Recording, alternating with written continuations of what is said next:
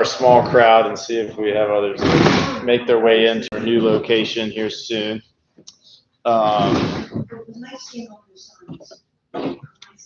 Well, you have to thank Chris for that. I didn't have anything to do with it. Chris, I think it was all Chris. If not, Chris can tell anyone else help. Yeah, Chris got all those out. Yeah, so obviously we're in a different place than before, so we can. I'll run through some of that plan here. Well, actually, I can probably mention it now. Right, so the plan is to kind of alternate meeting months with social months. So January, March, May, September, November will be meetings, and the socials will be in February, April, June, October, December. And I think unless this does not work out or there's a lot of gripes about this, this may be where we temporarily relocate while the wellness center is being built. You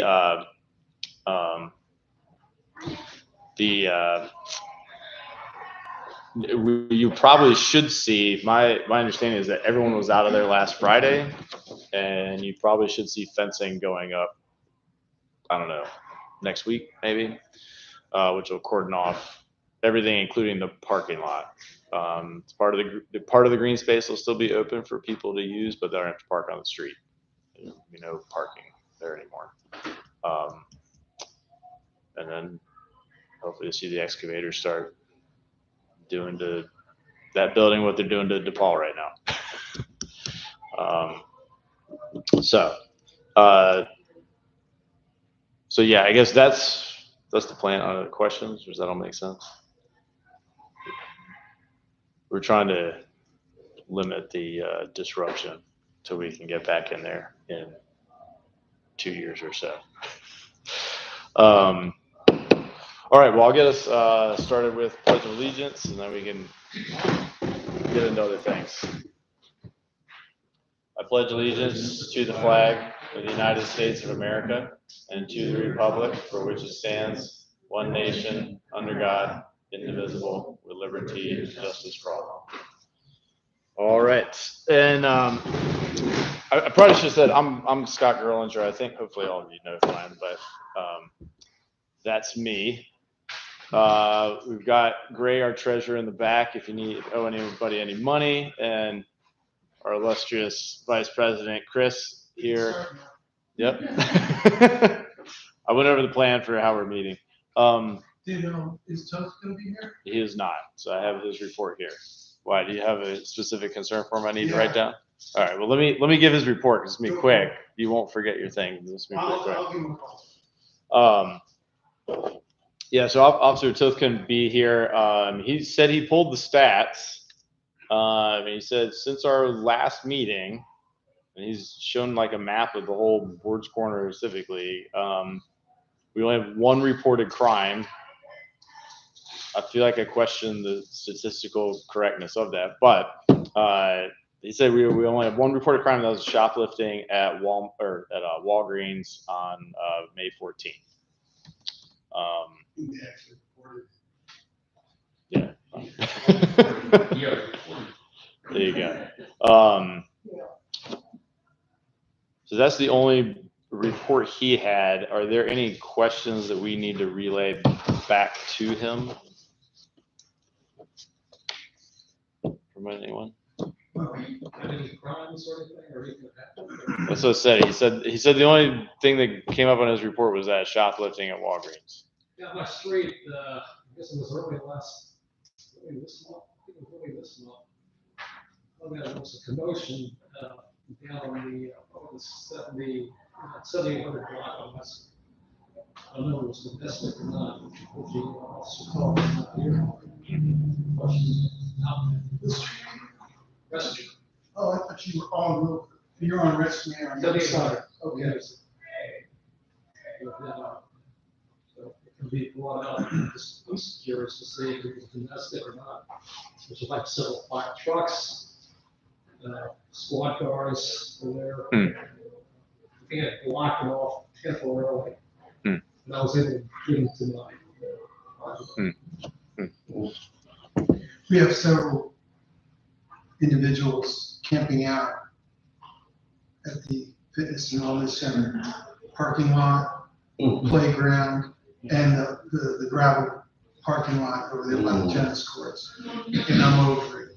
My Well- kindness, my goodwill, it's run its course. I was saying that the fencing should be going up Yeah, any but day to what now. extent? To the entire property except for the green space. Yeah, And even part of the green space is playground gone. is probably still going to be made available. But No, this morning, it won't be. oh really, they're going to cut that off? Because this morning there was a domestic situation between these two homeless people, and they had a war with their sub sandwiches. And it was just, meat and vegetables and nasty shit all over the playground equipment. I cleaned up as much of it I could, but I'm sick of it. I called the police back about a month ago, late at night, like 9:30 at night. That same couple they were living in their car and they were in the gravel lot, and they had a domestic issue, and they were just screaming at the top of their lungs. And this guy said, "I'm going to end you, bitch," and that's when I called the police. And I'm over it. I'm over it. Like I said, They're camping on the gravel lot? oh yeah, Okay. they're sleeping in their cars. There's a lot of cars up and down, Newport, yeah. And I'm just getting tired of, that, and then during the week, kids from Granby Street are going into the playground and camping out in that little thing, and they're smoking weed, and they think, oh, nobody knows, Find a new place real soon. Are you going to reach out to them? Yeah. Okay. Thank you. The one other report I'm trying to get some information on, not crime related, but I'm supposed to be getting some information on what's taking place on Little Creek, near, I guess it's starting right at the old Rite Aid where the road's closed. Where?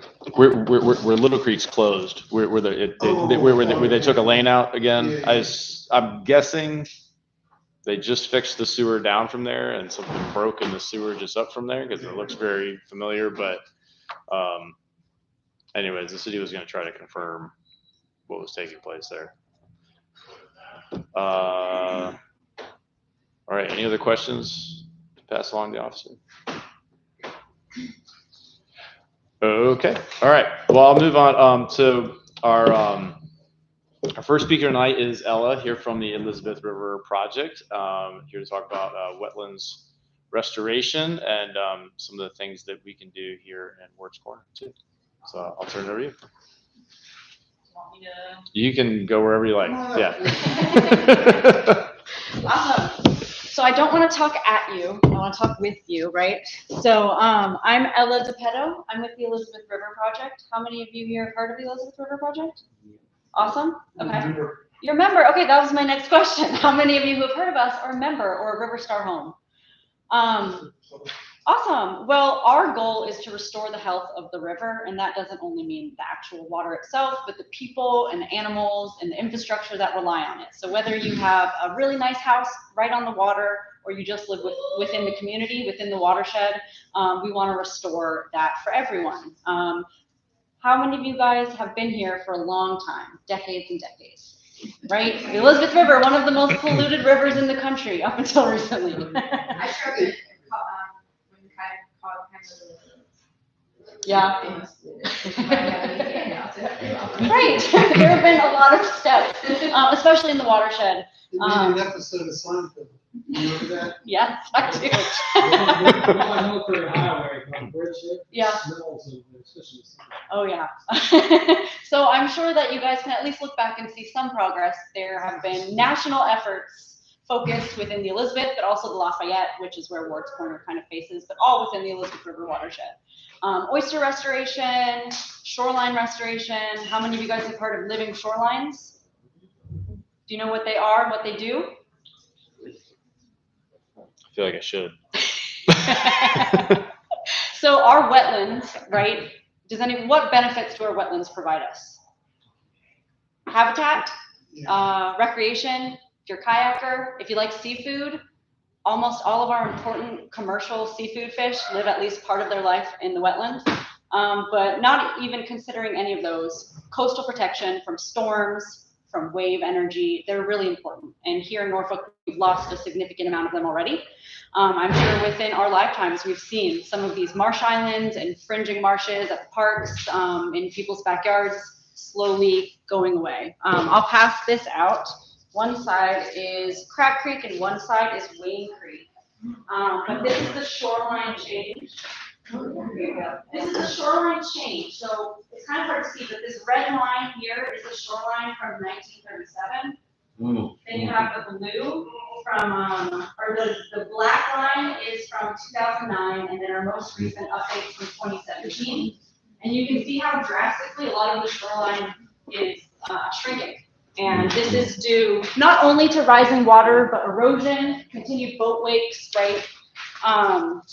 There you go. And here in Norfolk, we have really urbanized watersheds. So our natural resources, like our marshes, are a lot smaller and more fragmented. So we have what are called fringing wetlands. They're thin, and we also have marsh islands. Like if you look on the Wayne Creek side, there's a pretty big marsh island right in the middle. And that has been significantly eroding away. It used to not be a marsh island at all. It used to be actually connected to the land. And so this has been an identified problem. And there's many ways that a marsh can kind of try to avoid this fate, right?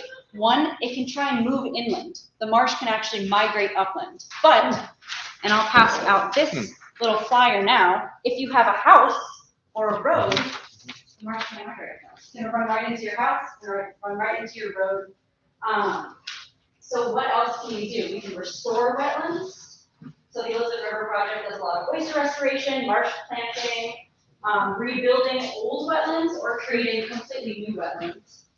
But another thing that has not yet been done in Virginia, which is what we're trying to kind of advance, is a new advancement called thin layer placement, or marsh elevation enhancement. So it's a way to kind of bump up the resilience of these marshes to sea level rise in a way that's cost effective, but also that you could keep doing. So it involves beneficial reuse of dredging material. So all of the channels of the river, periodically they're dredged, right? They have to deepen the channels, and that sediment usually goes to Craney Island. It goes to an upland source. We're taking that sediment out of the waterway, and it's no longer within the system. So thin layer placement kind of uses that, coordinates with the dredging operation, takes some of that dredge material and actually puts it in a thin layer right over a marsh that is drowning or eroding, and it gives it a boost to sea level rise. So usually it could be centimeters to inches, sometimes up to maybe a foot. And the goal is actually to not have to replant all of that marsh, but over time, the marsh actually grows through that sediment. It is now taller. It now has more sediment in the system. So again, this is called thin layer placement. It's been used in a bunch of states, both on the East Coast, like our neighbors, Maryland and North Carolina, but also the Gulf Coast. But Virginia has not had any full-scale implementations yet. And before I kind of get into a little bit more about that, has anyone ever heard of this technique or have any questions at this moment about what it might look like? I have a question. We get our property all 10 years and years and years ago, and they get permits, and then they dredge the whole area from Lafayette all the way around Crab Creek.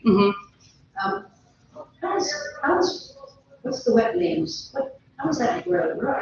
How does it start? How does a wetland start to grow? That's a good question. So new ones are pretty hard to start, right? Because traditionally all of Norfolk, we were built upon a wetland. We were one giant wetland, but the more you kind of developed over that, it's really hard to get that nice shallow marsh slope and have those wetlands. So a lot of time you can do what's called retrofitting to a bulkhead. If your bulkhead is, hit by a hurricane and destroyed, now it's actually law in Virginia that you need to try and do a living shoreline before redoing a bulkhead. So they'll try and incorporate natural elements. So that means adding more sand, planting that grass, but a lot of times you need to start that wetland with planting. And for the oyster reefs, they need a substrate to land on. So that's either planting it with old oyster shells. There's a shell recycling program that Chesapeake Bay Foundation does, or they have all these new innovative materials that are like proprietary mixes of concrete and sometimes oyster shell that they put down in front of it to stabilize. So there's lots of different ways to kind of restore shorelines, and what thin layer placement offers is a way to kind of just push them along a little bit, because as sea levels rise, marshes will drown if they can't keep pace. And you know, we're unfortunately in a really bad spot for sea level rise, one of the worst on the East Coast, right? Sunny day, flooding, and then we have all that boating activity because we love recreation. We love being on our boats on Fridays. That's given further stress to the marsh. So we need little ways to kind of bump that up. So what the Elizabeth River Project has been able to do has been to kind of talk to regulators, community members, but also other scientists to see where can we get some test projects in, because we're going to lose our marshes if we don't do anything. And so we worked with a environmental engineering firm, Anchor, QEA. They're based out in Baltimore, so they have a pretty good familiarity of the region. And actually, some of their staff members previously worked for the Elizabeth River Project, so they're really in tuned locally. But they and we have been kind of trying to identify spots within the Elizabeth River Project, or within the Elizabeth River watershed, that would be good candidates to try this at a small scale. And we wanted to do it in residential, highly populated areas, because these are the areas that need these benefits the most. Your wetlands are the most important in these urban areas where there aren't that many of them. So they had about 18 sites throughout the watershed, but some of the two that are looking really promising are along Crab Creek and Wayne Creek. And you'll find them both on these images here. One is the Marsh Island, and actually on this flyer on the back, you have kind of pop-outs of those two of them. One is a marsh island that has lost feet and feet in acreage over the years, and then another one is kind of bumping up to Granby Elementary in an apartment complex up there. Yeah, so important infrastructure, right, where we educate our kids, where we live, that we want to try and protect. So these are some of the two spots. I am open to your experiences. Where do you use the marsh? Where is important to you?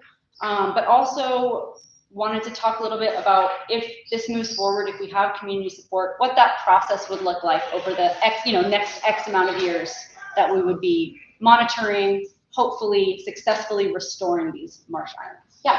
So I live in the townhouse in that complex there, that new one. Yeah. And there's you can see the waterway that goes up inland a little bit between the complex and Granby Elementary School. I've only been there since September, but I can tell you it's disgusting. The trash, I mean, there's bulk items that are still sitting there, and it just all goes into the river. And it would be wonderful if that could be a space to get cleaned up, especially with the location next to the school.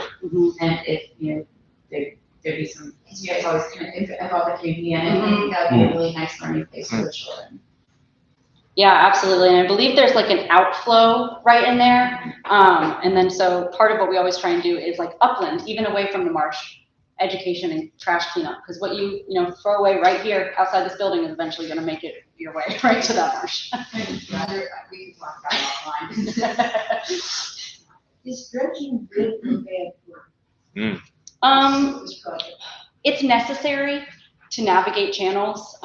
There are regulations in place that minimize the impacts to like a lot of the invertebrates and the critters that live under the mud.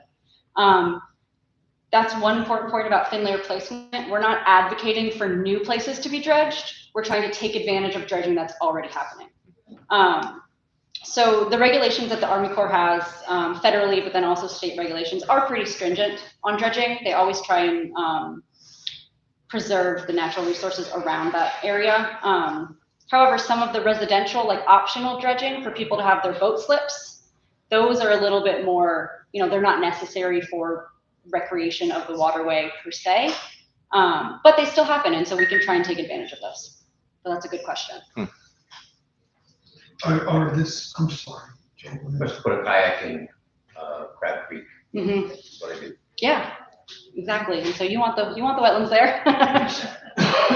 Without the trash. So, for all these locations that you're showing here, going around the Watermark area, and around Granby Mhm. Elementary, and then you got some photos here, Woodland Park. Are those areas that are proposed to actually having this done?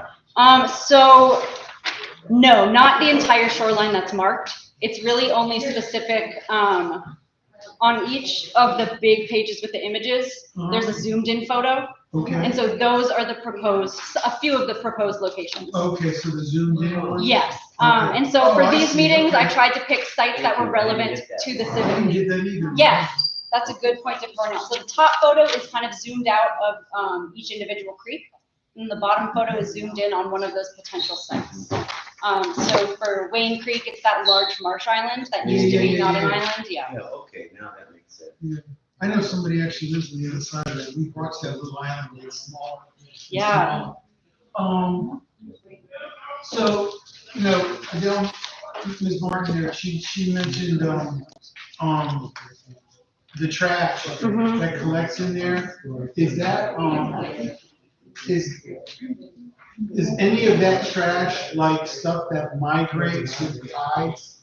Because I often wondered, like, I always see trash in some of those areas, yet I'm looking at houses that I would say, okay, these people aren't throwing trash out there, so where's that coming from? So is it stuff Good point. that's just Yeah. migrating with the tides? It's or- a lot of migrating with the tides, so that's Okay. why it's kind of a collective problem. You can't really just target certain spots where you see the Right. trash, because it's likely coming from a much wider area. No, we did have one area that's like right outside the fitness and wellness center, Mhm. that apartment complex, people were just hurling stuff. Yeah, When it's bagged right. already and it's in the wetlands, it's been put there by human. And I think also if you don't live directly next to a wetland and you're not entirely sure like what it's like to be in a wetland, what a wetland does for you, it's a lot easier to kind of separate you littering either accidentally or on purpose with what actually ends up happening down there. Yeah. Yeah, right. There's no excuse. Yeah, there is no excuse. So these areas that show it being done, is any of that close to here? Summer, Maryland. This one is, I think this is the Maryland one. It's Blackwater Wildlife Refuge. Okay. Up in the Middle Peninsula, they're also proposing a kind of demonstration project as well. So just a couple hours north of here. Yes. But again, in Virginia, nothing has been done. They're pretty hesitant to approve something like this, Sure. just because it's never been done. Sure. So one of the first things that the Elizabeth River Project is trying to do before one of these full-scale restoration projects is at our Ryan Resilience Lab. If you guys haven't been, they do public tours. It is a nationally awarded resilient building right on the waterway. It's gorgeous. But it has a living shoreline that is below the elevation that it should be to kind of support the marsh. So we're going to be proposing to add dredge material on that living shoreline. And that be the demonstration project that the public can come to, the agencies can come to, because it's an existing living shoreline. They're a little bit more amenable to first starting out with that. It's on Colley Avenue, yeah. Are you guys gonna have another open house like you did last year? That's where you all hooked me into my money. Yeah, we do an open house every year, and then there's a couple other public events. Yeah, I really urge y'all to go. It's really an amazing little place. It is amazing. It is. And How about all the oyster shells? People, is that part of this too? Putting oyster shells in there? Yeah. The shells are the oyster balls. oh yeah, so both activities people are doing, including us, to restore the oyster habitat. Oyster balls are like the big cement balls that they have them at the Hermitage. They have them at a couple other sites too. They go a little bit lower in the water column, and the oysters attached to them. But oysters have a chemical cue where the baby oysters are actually free floating around in the water, and they're trying to land somewhere hard to grow, and they have a chemical cue that tries to get them to grow on top of other oyster shells. So that's why people are promoting putting the shells back in the water. because that's their habitat and they're trying to find it. So oftentimes with these restoration, you'll have the oyster shell. And another important thing about thin layer placement, because you're adding sediment to the system, you don't want it to all just wash away and go back into the channel. So usually there's some sort of containment that's in place, whether temporary, like hay bales or logs. So the marsh, kind of in the short term, when all of this is happening, it looks like a construction zone with plants because you don't want that sediment to go right back where it is. It needs a moment to kind of capture. So there are different techniques, and it all depends on, you know, the topography of the land, the access to the land, but there's fiber core logs, there's hay bales, and they kind of just ring around the project area to hold in that sediment. And then a barge will come in and spray that sediment, just like in that picture. And then scientists like myself, partnering with Old Dominion University, Virginia Institute of Marine Science, will monitor, hopefully be able to bring some of the community out too, because a lot of these are publicly owned or city owned, and we can have that kind of educational interactive component, but to actually be able to categorize, is this working for us? What can we do differently? And is this a technique that we can now make popular and efficient to permit in Norfolk? I've heard that people live in concrete with their bulkheads, that you're not allowed to do that. Why is that? Riprap? Okay, riprap is rock, but people also want to do things cheaply and the quick way. So a lot of people do just try and put rubble out on your property. It's not so much you're not allowed to do that, but it has to be regulated, especially because of like property rights. Virginia Marine Resources owns the natural resources.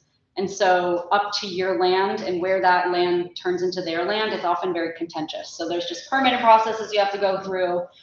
Some materials can leach things that we don't want into the waterways, whether they're contaminants or things like that. So riprap, it's clean rock sill. A lot of the oyster structures are limestone cement. So it's mostly about toxins, but then also just about regulation. We can't do anything without regulation in this country, for better or for worse. And you people grade cleanliness of the Elizabeth River, and can you give an overall grade how it is? Yeah, actually, every 3 years, might be every 6 years, we do a report card, a health of the river, and it goes by branches. I actually might, I don't know off the top of my head.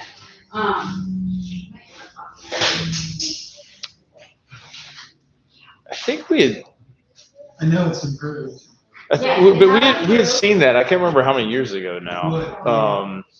I forget. I don't know. I don't think it was the Elizabeth River project came. It was a different The group. most recent one I have is from 2023. I can pass it around, but you can see the Elizabeth River. There's the Lafayette, and they have like a letter grade.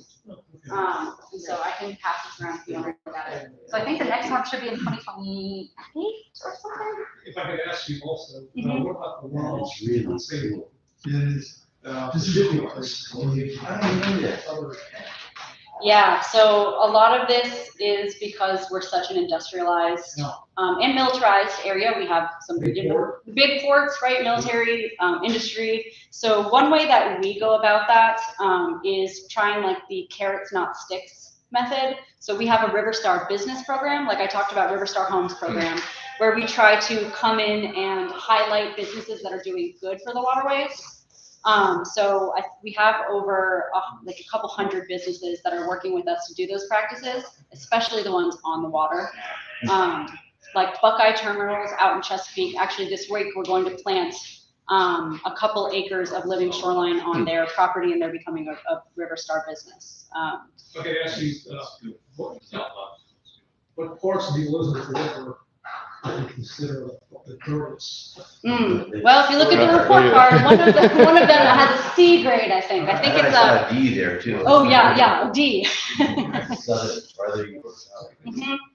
Yeah, so those industrial areas where we've had Superfund sites, we've had creosote plants. Yeah, I mean, to the point where the water, the shoreline was red Yep, down there. and all the fish had cancer. Right. Yep. It's part of the coastal water. It all goes, yeah, through the Chesapeake Bay and Into the Dismal Swamp. into the Dismal Swamp, yeah. So it's a little bit of water around you goes a long way. So what do you want us to do? I want to know what you guys feel about a potential, new technique happening in your community. Because we don't want to just go out and pretend like we know everything and put in projects that people don't want. So it's really just feedback from you guys about how you value your marshes, a chance to answer questions about what that would look like, what the time frame is, anything like that that I can provide with you guys, and just kind of spreading the word about this technique. So Very it's a positive. new technique, it's not a new technique, it's just new here. Correct, yeah, new techniques for Virginia. Love it. Very positive. Very positive. So Crab Creek first. So I have bulkheads, am I supposed to grow grass and blossom with bulkhead? Our first recommendation is always to have a no-mow strip towards the bottom, because one, do you have lawn all the way up to your bulkhead probably now? Yeah, very pretty, right? Kids can play, it's beautiful, you can see the shoreline. But as sea levels rise and as that bulkhead gets older, you're gonna want natural vegetation to kind of fortify the shoreline. So a lot of the species that we plant on the shoreline are marsh grasses. They have those really deep roots to help stabilize the shoreline. Because I'm talking about between the water, and here's the bulkhead, here's the water. here's the yard. I'm talking about over here, along that. Should I plant something else? Usually when folks have a bulkhead, that kind of, okay, we have tides, right? We have a high marsh and a low marsh. So the tides come in and they come out. This area in between that's only exposed sometime is called the intertidal zone. A bulkhead kind of removes the intertidal zone completely. So you don't have the area in front to really plant something. So usually people plant behind and kind of retrofit it. What people do with bulkheads is put out oyster substrate in the front to provide more habitat, but that's not really shoreline protection. Will this also be, if I can ask, in regards to erosion for the future? I remember seeing this one documentary on, I think it was on PBS. They happened to do it was early in the morning, it was in Norfolk. It was right down in Llewellyn. We were talking about a little shower. Somebody's driveway is flooded. I mean, as you see, that part is under, Yeah. Further downtown you go, it gets, even worse. Yeah, and I think that is also a misconception of all shoreline protection features, that they're gonna stop flooding. That's really not the case. What they're doing is slowing that water down so it doesn't destroy the land. There really isn't a magic fix instead of building a really high wall. That is what it is. So a living shoreline, a healthy marsh will slow that wave energy down. It'll stop shoreline erosion. It'll provide habitat. Yeah, we're going ahead. Yeah. Okay. How many states are using it?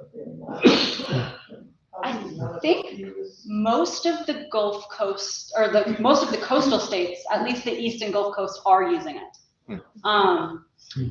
The Gulf Coast has done a lot of really innovative things because of all the oil spill money. They have large amounts of money to do huge projects, so they've done some really large scale thin layer placement. And I think one of the reasons why Virginia has been a little bit slower is because we're so populated on the coast. We don't have these super large pure wetland areas like some of the other states. So it's a little bit harder to get the community on board and find funding for these smaller scale projects. We're just surrounded by water, that's it. Awesome. Okay. Well, thank you We guys so appreciate you much. coming. If anyone wants to become a River Star home, be involved in the Elizabeth River Project, I have these brochures. Our River Star homes is basically a completely free program where you take a pledge to adopt 7 steps for stopping runoff and doing environmentally friendly practices. Like we talked about, everything you do upland makes its way to the water. So that's kind of the angle we go for. There's a little piece of paper you could fill out. There's a QR code, but you have my email. Feel free to pass it around. And I hope to see you at the Ryan Resilience Lab on Collie. I would give you a tour myself. It is beautiful. When's the opening? I don't know when it is this year actually, but if you go on their websites, there's a bunch of public events that happen. And yeah, we'd love to see you guys there. Awesome.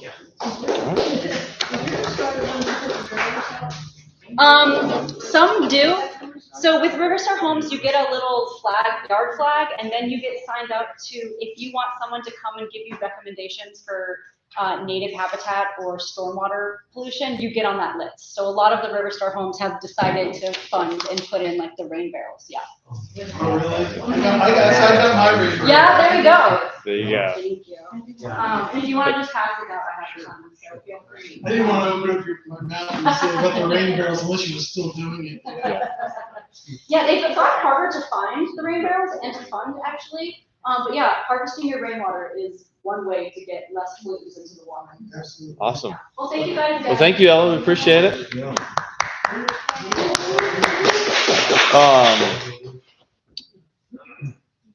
And I was asking one question to Adele. Do you know if the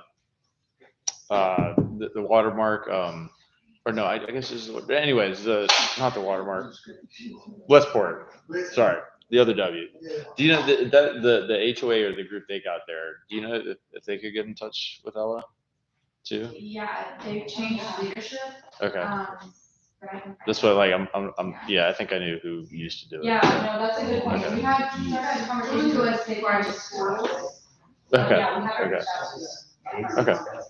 Because I don't know, I took Tommy Cable around when I first moved in, I was so absolutely disgusted, and it hasn't changed. It's just- Yeah. Service? All right. Well, we will. There you go.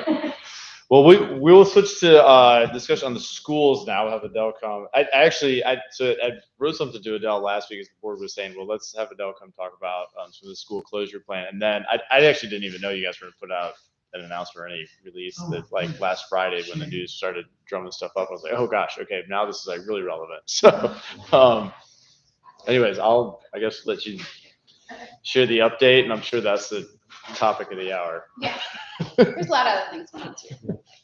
Okay, I'm Dr. Adale Martin. I'm your school board representative. So, for those who don't know, so yeah, as Scott said, he asked me if we would talk about the school consolidations. I'll just start by saying that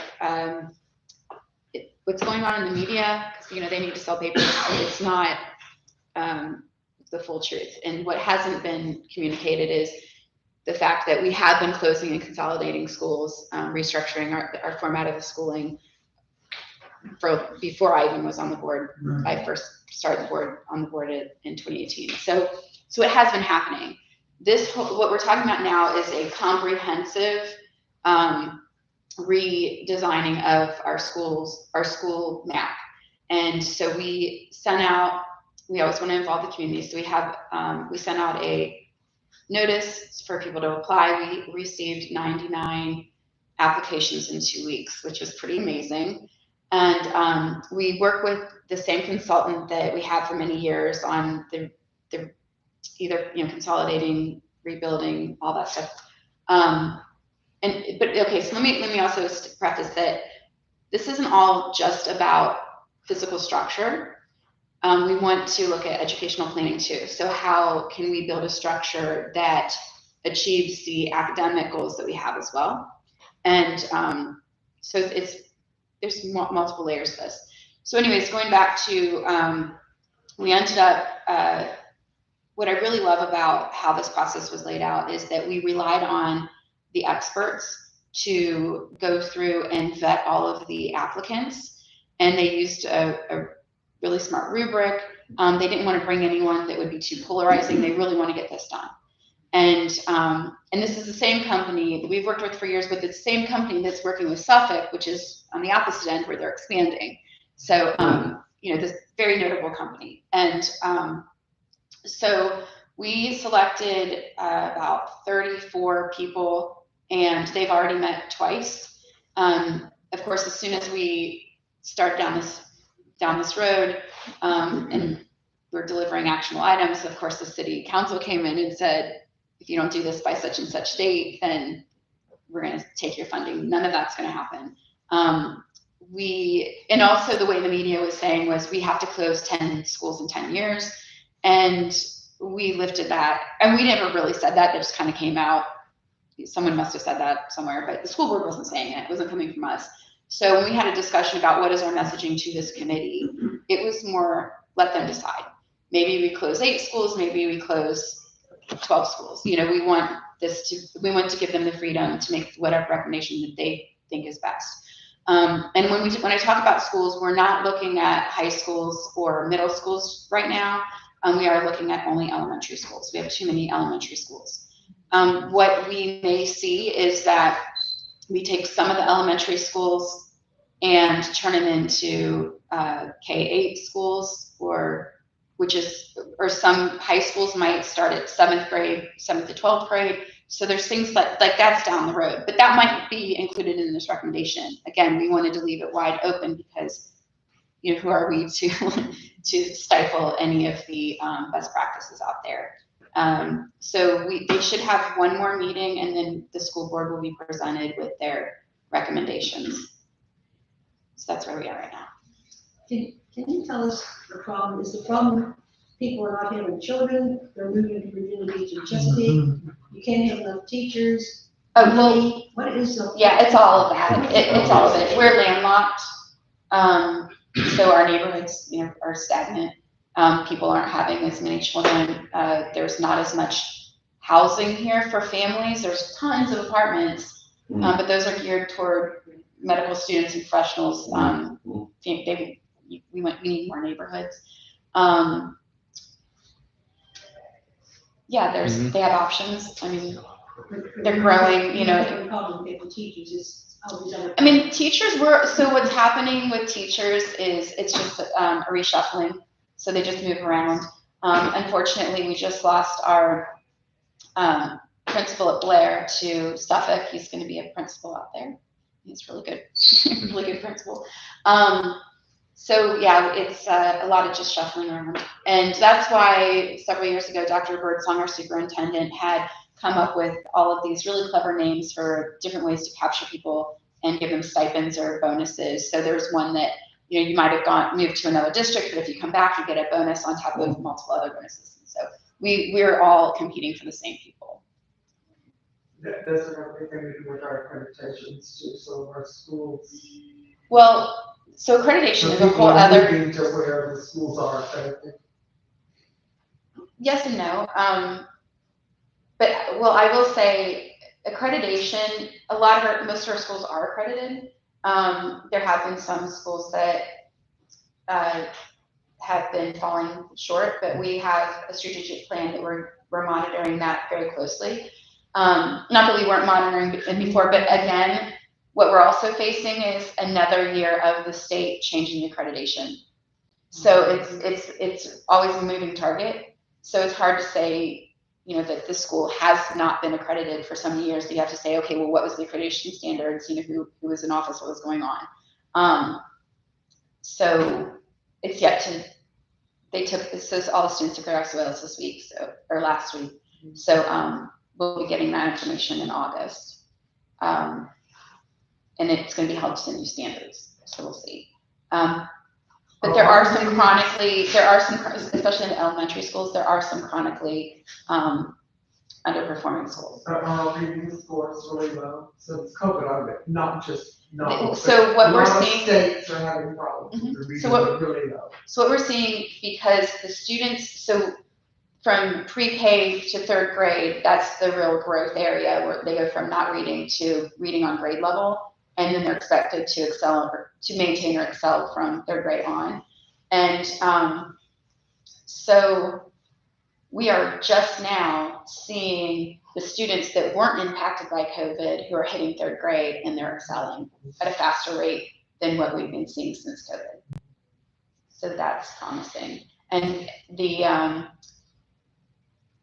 hired many reading specialists. There's and math too. There's and math also, and reading. That's where we're really failing. Yeah, I mean, that's the bread and butter of learning is math and math and especially reading. Well, I wouldn't say we're failing because we have a lot of achievement going on in all of our schools, but there are some schools that need some more supports. How's Granby doing elementary? Academically, I think they're on par with the way that they've been performing. I haven't looked at their data solely because right now we're following our benchmarks for our strategic plan. And when we last of the report, it wasn't broken down by school, but I could get that information. We can talk about that. That'd be good. Mhm. You know, all right, let's get selfish here and think about this area here, our little neck of the woods and Granby itself.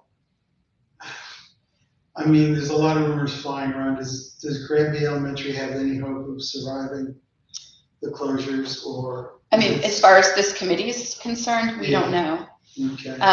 But before the committee was formed, we had been talking about rebuilding it. It was Really? on, yeah, after Maury, it's the next on. In place, or would you find another place? There's been conversations, so guess this, this all hasn't been vetted or, Yeah, sure. but, it was gonna be, move the school back farther. Okay. I'll build in the back while the other one is Yeah, still going on. That would be outstanding news. I mean, from our standpoint, being like, in the Civic League here, Mhm. we look at having Granby in our own little area as being a resource to draw families in and that sort of thing. So yeah, you Yeah, see from them our all standpoint- walking to school. right, I know. I watch it every morning, and And then you realize the high schoolers go the other direction, but. yeah, or they're in the playground. Well, that's another story. The good ones are in school. But just overall, I'm always trying to sell the area to people that I know, and everything. And so to sit there and say, yes, we've got decent schools, and your kids can walk to school, and the high school's right down the street, and our middle school is Blair. Is it our middle school? I think it's split still. I think it's split between Northside and Yeah, Blair. oh, sorry, it's Northside, Northside Northside. and Blair, yeah. Yeah, and Northside's doing pretty good. Northside used to be over full. Is it still? No. No, okay. So from that standpoint of trying to sell the area, that's just something that to me is, and people are asking me all the time, I'm like, Mhm. what's going on? I mean, So you just have them call me, yeah, okay, that's fine. or actually, if you can, email me at the school board email address. I don't get very many calls on my phone, and it's always dead, or I'm like, I have a school board phone, and I'm embarrassed to say that, I just don't. One thing I mean. But- Well, I'll get your email and I'll Yeah. roll that out. People can Okay. reach out to me then. One thing, when we moved here, Mhm. moving from Larchmont to here, Larchmont had a great PTA, Mhm. great, and here, nothing. No one showed up for the parents, parents, my kids went to a little Catholic school. We thrive because of the parents being there. We need some kind of parent involvement, and maybe they should push. So are you talking about Granby Elementary or Mary Calcat, like when you say I came from Larchmont over to Granby. to Granby Elementary? And then I switched them to the Catholic school because they didn't know family, orientation, and so when the parents are involved.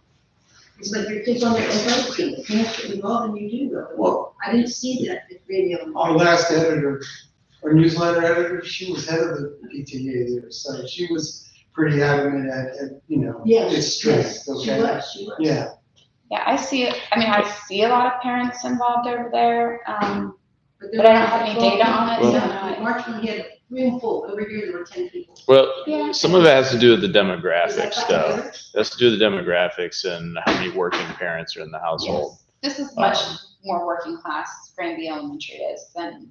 Well, or- Larchmont. I mean, I think Larchmont, you get a lot of military families where somebody just moved in and, I don't know, the spouse That's because is that's where the realtors available. direct them to. The spouse They is tell them to available, go to right? Military Yeah. officers. And Yeah. and the higher ups. Yeah. Yeah, I mean, but if both spouses or both parents are working, it's it's a a different. it's a harder demographic. juggle, yeah. Yeah, but my kids went to Catholic school over at 37th and College, and it was nothing. It's just that the parents kept going. Yeah, oh, yeah, no, I How old agree, are your I kids agree, now? I agree. Yeah, thank you, all Yeah. right. Yeah, things are different now. I mean, honestly, if we're gonna talk about like society, I mean, like people are divorced. There's not always the two-family, two-parent home. I mean, it's definitely different. But that's a little personal, not, but it affects our schools, obviously. I had one question on the closure bit. So let's say Granby doesn't survive the the committee comes back and says Granby's the first one to go. Anyways, but just hypothetically, like, I mean, for this area, then, I mean, what, like, and maybe just in general, what does the redistricting process look like when it's like, okay, now how does that divvy up, or how does that happen? So again, everything's on the table right now. So some new lines are gonna have to be drawn. Then we're also gonna have to make the decision, like I said, which grades are gonna be in these schools. And also, are some schools gonna be by choice? Or all of the, like, say all the elementary schools are by choice? Like, we could say that would be really extreme. Or we could stick with just districting, or a mix of both. I will say that from our consultant has told us that we have the most different configurations of schools than any other district in the state. So, meaning we have Willoughby is solely pre-K. We have pre-K through 3, kindergarten through 8. I mean, it's all 3rd through 8, kindergarten through 5. It's just, we have been really creative. And what's that? K through 8 is on table. Well, it sounds like anything could be. What I would be surprised is, because that land is so big, I'd be shocked if we didn't go ahead with the plan like before, because I'm thinking, well, if we're gonna make the district larger, where are we gonna, if not Granby, then where? Because Mary Calcott doesn't really have that much land. Well, you'd have to go into the park and behind Northside, but I just think that's such a great property that it would sit really well in that. So who's responsible for redrawing the lines? Is that the school board, or is that a committee, and you? Yeah, the committee's gonna propose what they would like, and then the school board will have to make the final decision. Gotcha. Okay. What's the timeline? Well, again, they have one more meeting. They're supposed to have a meeting June 24th, and it got canceled. I don't remember. I don't remember hearing why, but they're supposed to have it to us sometime, August, September. So, and of course, with the pressure with the media and the whole thing, the city council residents, there is some pressure to get it in August, but we as a school board are saying, please don't feel pressured. Get it right. Like that's what we want. I mean, don't take forever, but like get it right. And so, yeah. It's a tough dog to watch. Go ahead. Three elementary public schools total are in the city of Norfolk. All of our schools? Just in Norfolk City. Of Yeah. For elementary? We have about 46 buildings. Okay. Is Larimore and Carrollton, are they on the block to be chopped off? Yeah. Wow. Yeah. Mm-hmm. I mean, chopped off or combined, or we don't know yet. Right. So, any other questions about anything else school related? Just a question, several times you've said about pressure or media, who do you feel that pressure from? I'm just curious. So, since I've been on the school board, every time we make a big decision, city council comes in and is like, with a resolution, like they pass this thing saying, and they better do this by whatever, without having a conversation with us. It's just always put out in public. That's and what then the pressure you say would come. Right, and what it does is it makes it look like we're incompetent and they need to give us some boundaries and guardrails to work around, whereas we've been doing this work all along. And that's why I wanted to preface it with, since before I've been on the school board, we have been changing our, either taking them offline, rehabbing, or combining. Yeah, I heard Martin speak to that several meetings ago. Yeah. So yeah, it gave the wrong idea that somehow we haven't been doing anything, and then suddenly they need to tell us to do it because we've been working on this. This is just, again, the most comprehensive approach that we've done. So Wow, good luck. Yeah, thank you. So other great news is that we have graduations coming up. So we have some specialty programs like the medical school IB program. Their pinnings and their ceremonies will be happening next week. And then we have graduation. So high school graduation. It's going to be really exciting. And all of that is at the Chartway Arena. Anyone have anyone graduating this year? No, I just ready for Mari, and are they rebuilding it, or are they building it somewhere else? We're building a new school. A new school? Yeah, on the same property. On the same property. It's more high school. Yeah, how long would that take them? I mean, We're looking at 5 years, 3 to 5 years. Hopefully. Yeah. are they gonna maintain the old building because it's a? That is up to the city. We turn that over, and the city gets to decide what they want to do with it. Got a grant or something, if they do, if it is considered historical. The historical grants have been talked about a lot, and there's a lot of what do I say? Getting historical grants is very limiting to what you can do with the building, and so depending on which way they want to go, it might be more hindering than helpful. That is the first school in the city of Milford. Yeah, it's the longest continuously running school in the country. So, is it? Is there No, another no. one? Oh, I thought you were saying, okay, I'm there's saying, another one. wow, Okay. that's quite a Yeah. statement. It's 1911. That's quite a statement. The longest continuous school. Look at the Catholic schools there, the elementary schools. I went to Trinity. Mhm. And there's only 2 left in Norfolk now. We've got Pius and St. Patrick's. Mhm. That's it. Yeah. Everybody else, Trinity, Christ the King is closed. Yeah. St. Mary, St. Heart, they're not, no more. Yeah. So, We're getting next steps to success. Yes. In 5 years, it'll all look different. Yeah. That's We right. just gotta That's get why there. I'm taking leadership. Okay. Well, thank you for having me. All right, thank you, appreciate it.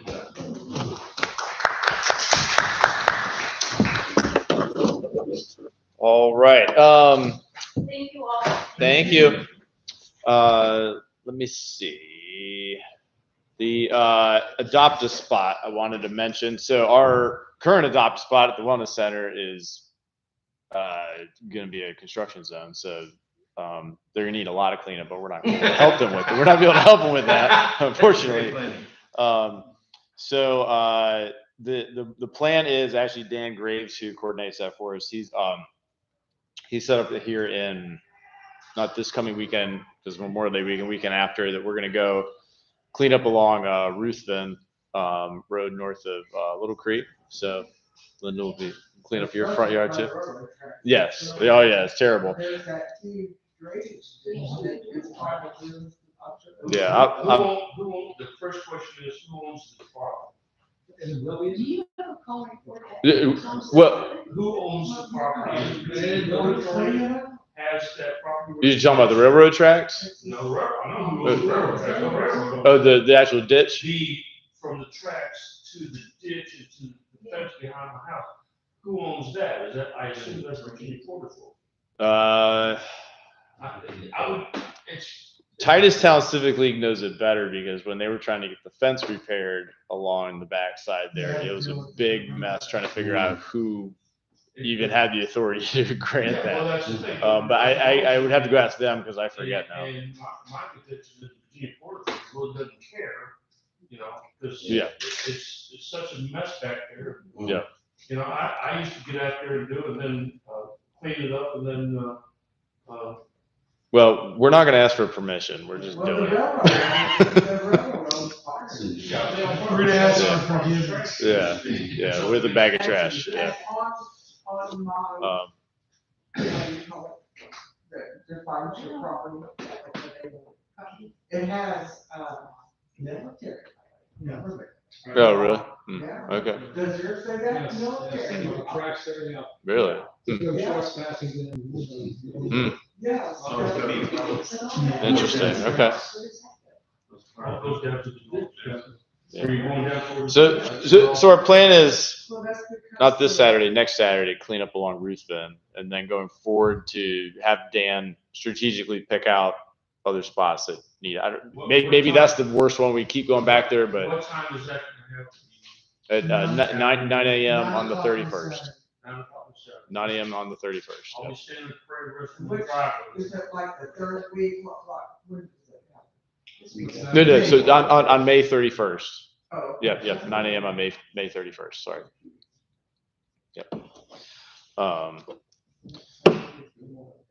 All right. So that's that plan. The next thing I wanted to mention was we wanted to try to get together some block captains, similar to how we used to distribute newsletters. But this it wouldn't be for newsletter distribution, but it would be for trying to especially get word out about some of these events and other things coming up, to get little flyers that we can drop off to folks so they know there's an ice cream social coming up in June is probably the key thing I'll talk about next.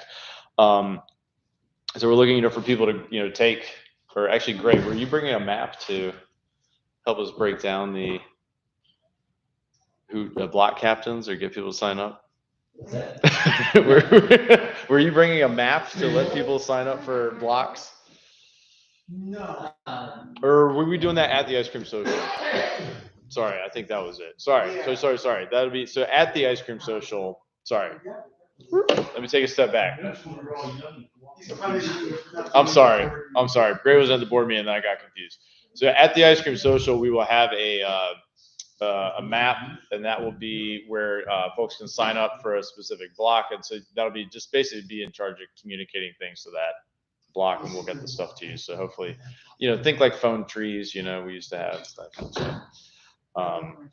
So pretty simple. And you can do your own block. You can do someone else's block. We just need representation on the blocks. So we do have the ice cream social coming up. That will be on June 23rd. So that's actually the fourth Monday, not the third Monday of June, but it'll be the fourth Monday of June at North Shore Playground. Now that the construction is generally complete, Chris is chasing that one down. And I think that is all the updates I have. We did have, I guess I would say thank you to everyone who participated in or spread the word about the community yard sale on Saturday. So that was help raise some money for our new scholarship committee. So hopefully they will get. The only thing missing was the sign yard sales out by Little Creek. Nobody knew what's going on. Oh, it was back in there. Okay, well. Yeah. Next time we need. Next time. Let's do it. Next time. There we go. So there's Next time. a signage website that I guess you could just, But people driving down Little Creek. Right. They say yard sale. but you could list it on the yard sale, just like with the estate sale. Mhm. It's for the whole city, and people follow that. Next that door. Okay, website. yep. No, Yeah. not next door, it's, I think it's yardsale.com, or, yeah, it's A lot of people.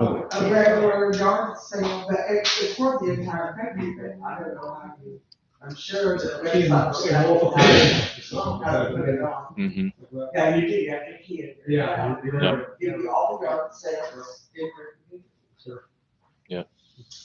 I don't know, we did that years ago with Jim English, and after a while it stopped being, and I actually had a yard sale 2 weeks later and killed it.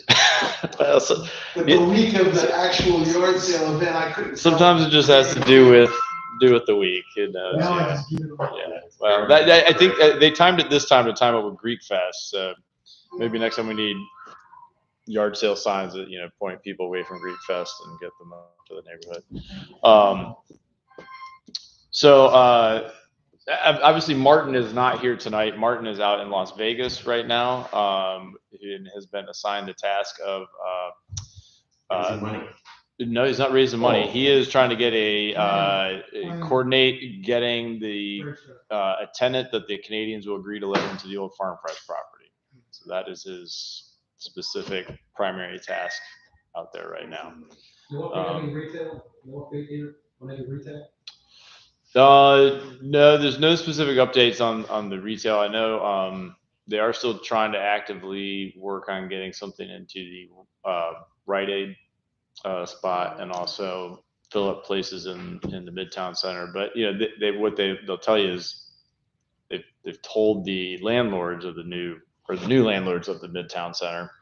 So John, open it for the Farm Fresh, is that up for sale or no longer up for sale? No, it's they're just sitting on it. So that's what they're trying to. That's why he's in Vegas trying to motivate them. Yeah, yeah. I do not off the top of my head. I mean, He needs a conscience. Levin is partially partial owner. You keep hearing, oh, he's waiting for the right people Yeah. to put in there, he just wants somebody to fly by night. But he's been there long enough and he's not doing anything with it, it's just, it's sad for our community.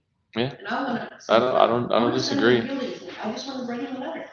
Do we know anything about that area where the target was gonna go, if it's still gonna go, what's going on, it's just piles of rock. Yeah. I'm told that things are still moving, things are still progressing. I guess there's just a lot of concrete to get out of the way. Who runs the Martown building? Is it the Nephews now?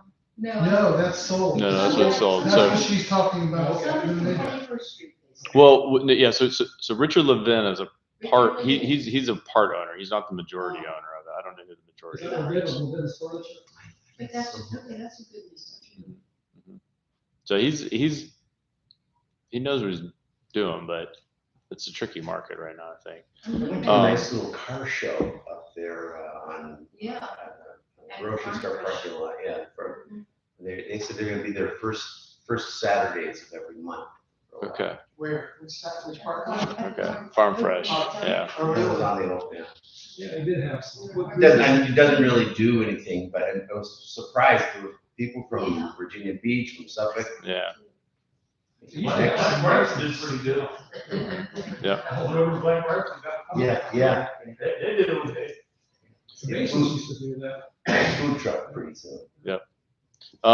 The bike lanes, you should see, because the bike lane, by the time we actually have a meeting in September again, the bike lanes will probably be under construction.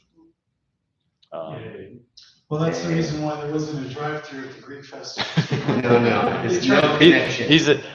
I'm from that. No connection. Joel said no, that's a false rumor. Well, my son works for the transit department, they were told that they weren't gonna be able to do it anymore. So that was, I guess this is just a practice run to see what it was like, because they, It was a mess with the traffic. yeah. I left it up till today. It was a mess this morning. Yeah. But bike lanes should be fascinating. Yeah.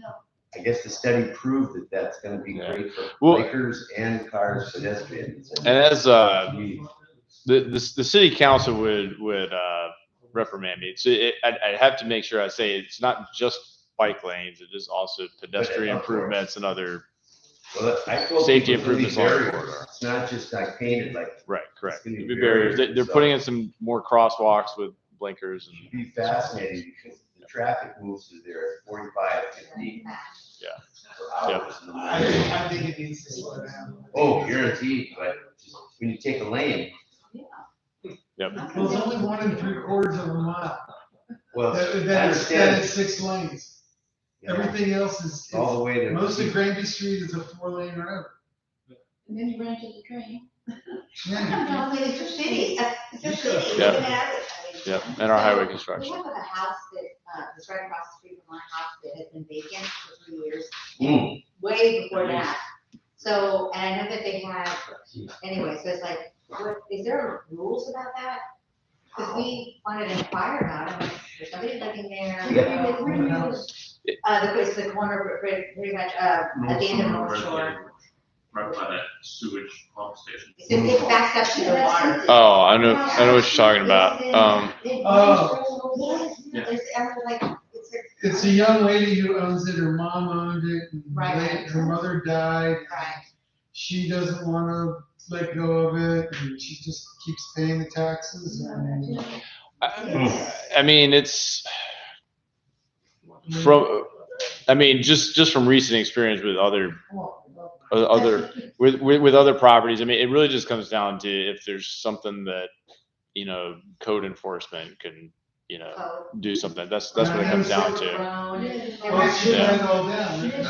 She did, yeah. Yeah. There was somebody using her water, I think there was And that is taking long, but it's like, Okay. Brian uses the driveway. Right. Yeah. Brian Daniel does. yeah, Yeah. Brian. Just to. They Here. probably know There behind Walgreens. Yeah. Do they have to do something? Don't they have an extra amount of time? No. So they clarify. I forget when Martin or the city clarified that, but I mean, they said no. They can. Because they can do what they want, but they can't just leave it sit there and fall down. No, correct. I mean, as long as there's no additional code violations, but no one can inhabit the place, No. and they can technically leave it plywood boarded up on the bottom level indefinitely. As long as it's not just falling down. Correct. Right, well, Yeah. no, like, in other words, if there's like noticeable signs of decay. Correct. They have to repair. Correct. Then there's that. Yeah. Now Somebody's mowing the lawn. they aren't. Oh, you're talking about that house? That's why the old farmhouse. I mean, they're not collecting rent on it, so they're not making any money. Is that the one over there? And the restaurant hasn't been keeping normal hours, so I'm not sure what's going on. We'll see. He owns that part of the building. I know, but they're. I mean, you could go by now, and I'm sure they're closed. They don't even that Saturday at 5 o'clock. They weren't open. 6 o'clock. They weren't open. No, they're closed on Tuesday. So yeah. So we'll see. I mean, what I think what we all want or would like is that it's sold either them or someone. It's sold to someone who will do it, or they'll do it. That someone comes in and actually fixes it up back to. Well, but back to what it was, the original farmhouse, and turn it back into what it was. We'll see. It was the farmhouse for the land. Oh, that's the other The whole southwest corner was, all that, your house was all farmland. I don't think. The There's windows gonna be and all people of that them have- out, it's raining in there, it's just. No, I know. Yeah, It's dead. I don't think we can. So that's not really doing anybody. It's a show. Well, we should start. We'll start calling the HGTV shows and see who's willing to come in and do it. Yeah. All right, is that it? All right. I think that's it. So we'll see everybody at the ice cream social in June, and otherwise, thank you for coming out to the new location.